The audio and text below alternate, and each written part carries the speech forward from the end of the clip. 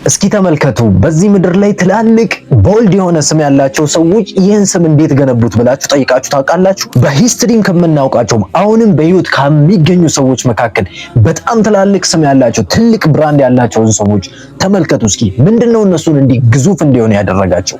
አንድ ትልቅ ሚስጥር አለ። አላህ ስለሱ ሚስጥር እንዲህ ብሎ ነገረን። ወቁል ረቢ ዚድኒ ዒልማ፣ መልእክተኛውን ዓለይሂ ሰላም እውቀትን ጨምርልኝ በል እያለ ያዛቸዋል።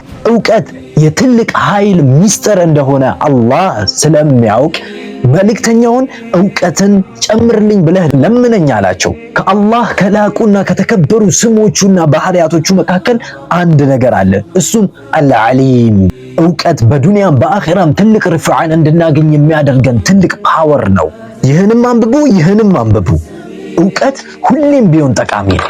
በየዕለቱ እውቀታችሁን መጨመር ከፈለጋችሁ ደግሞ ፎሎ ማድረጋችሁን አትርሱ።